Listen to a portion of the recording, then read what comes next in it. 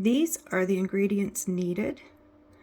You'll need 2 cups of warm water, half a cup of vegetable oil, 4 whole eggs, 3 teaspoons of yeast, 1 tablespoon of salt, 1 teaspoon of cream of tartar, 3 teaspoons of baking powder, half a cup of ground flax, 3 cups of 1-to-1 gluten-free flour, 1 cup of ground almonds.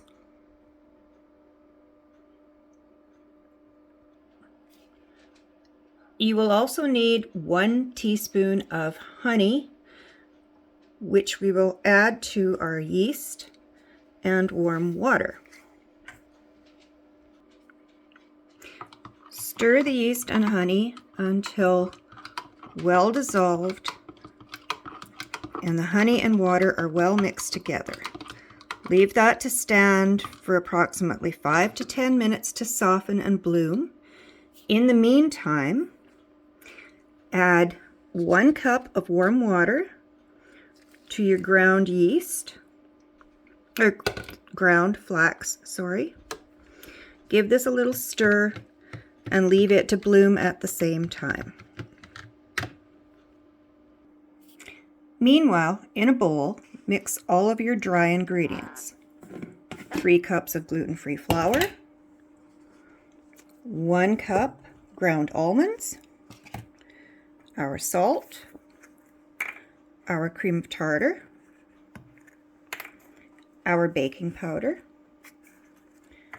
Give this a quick stir with a fork just to blend. If your flour has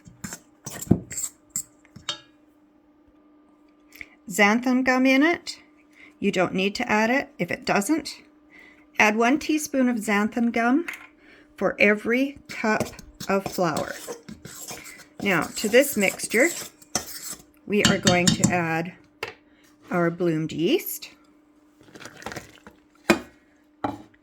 our half cup of vegetable oil, our half cup of ground flax that's been blooming in warm water. Make sure your water remains under 110 degrees or it will kill your yeast. Then add your 4 eggs and transfer your mixing bowl to your stand mixer, where you will start on low, mix it for 1 minute, and then speed up to high, and you will whip it for 3 minutes and then stop. At that point, we will put it into pans.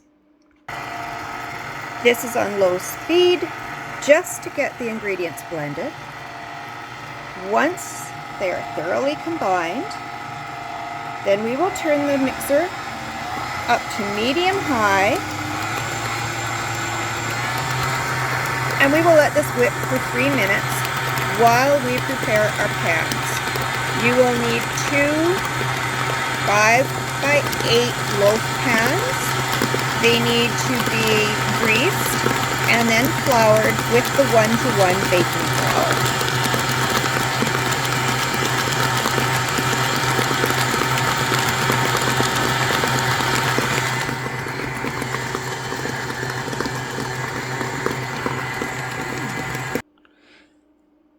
Divide the batter equally among 2 loaf pans.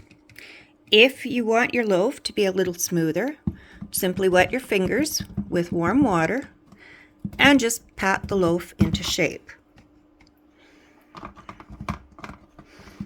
The water will not hurt the loaf. In fact, it will keep the top soft. Now, these loaves will have to rise for approximately 1 hour. There. See, they're quite smooth.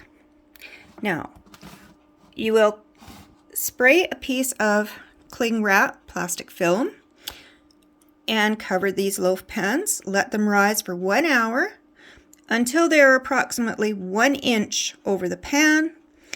Then you will place them into a 375-degree oven for 55 minutes Please do not shorten the time. They need the full 55 to almost an hour.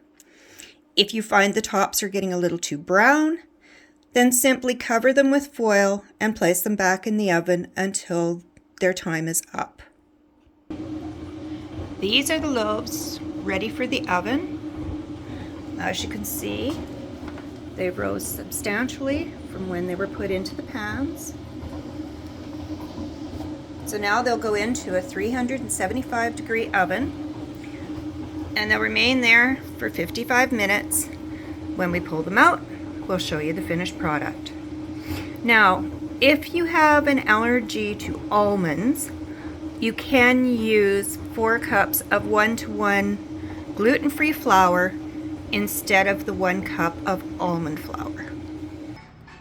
After 55 minutes, this is what you should have, with an internal temperature of 209 degrees. At that point, you can let it sit on the cupboard and rest for 10 minutes. Take it out of the pans, let it cool to room temperature, and then slice. This is the texture of the bread after it's come out, cooled to the point where we could slice it. Size of the loaf, you can make a decent sandwich. And if you look, you can fold it and it doesn't break.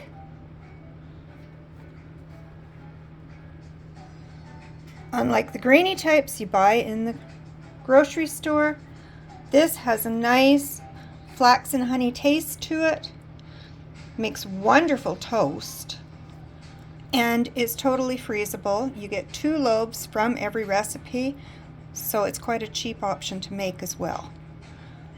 Thank you. I will leave the description and everything else in the contents below. Any super likes or thanks that I get from this channel goes towards supporting the local cat rescue called Holly's Angels. I will include the tax number in the comments as well. Thank you. Have a wonderful day.